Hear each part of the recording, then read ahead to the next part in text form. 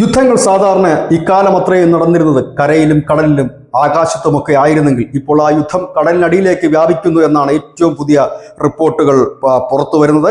കഴിഞ്ഞ 18 മാസങ്ങൾക്കിടയിൽ സൈബർ സുരക്ഷാ ഏജൻസികൾ കണ്ടെത്തിയ 44 ആക്രമണ സംഭവങ്ങൾ, കടലിനടിയിൽ 44 ആക്രമണ സംഭവങ്ങൾ നടന്നിരിക്കുന്നു. കടലിനടിയിലൂടെയുള്ള കേബിളുകൾ, അതായത് ഇന്റർനെറ്റിന്റെ ആഗോള അതിവേഗ ഇന്റർനെറ്റ് കേബിളുകൾ കടന്നു പോകുന്ന കേബിളുകൾ 44 ഇടങ്ങളിൽ അതിന് വിവിധ സമയങ്ങളിൽ അതിന് കേടുപാടുകൾ സംഭവിച്ചിരിക്കുന്നു. ഇതിൽ 25% നങ്കൂരം, കപ്പലുകളുടെ നങ്കൂരം വലിച്ചിടുന്നതുമായി ബന്ധപ്പെട്ടും അതിൻ്റെ 1/3 അജ്ഞാത കാരണത്താലുമാണ്. ഈ അജ്ഞാത കാരണങ്ങളാണ് ഇപ്പോൾ കൂടുതൽ സംശയങ്ങൾക്ക് ഇടം നൽകിയിരിക്കുന്നത്. ഇതിന് പിന്നിൽ ചൈനയും റഷ്യയുമാണ് എന്നാണ് ഇപ്പോൾ ഈ ഏജൻസികൾ പറയുന്നത്. അതിന് പ്രധാന കാരണം ബാൾട്ടിക് കടലിനും തായ്വാനടുത്തുമാണ് ഇത്തരം സംഭവങ്ങൾ നിരന്തരം ആവർത്തിക്കുന്നത്.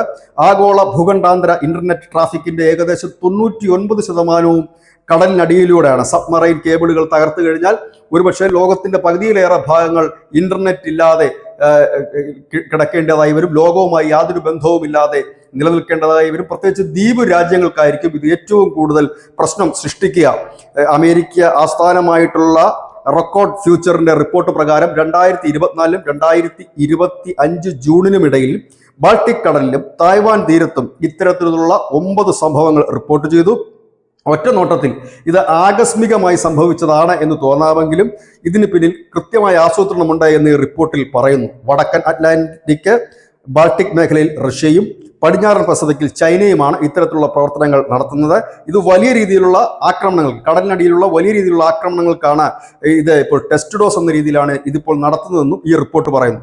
ചൈനീസ് കപ്പലിൽ നിന്നുള്ള നങ്കൂരം കേബിളുകൾ കേടുപാട് വരുത്തിയതായി കണ്ടെത്തിയിരുന്നു. മറ്റൊരു കേസിൽ ഫിൻലൻഡിന് ഇടയിലുള്ള കടലിലെ കേബിളുകൾ ഒരു റഷ്യൻ എണ്ണ ടാങ്കർ മുറിച്ചിരുന്നു.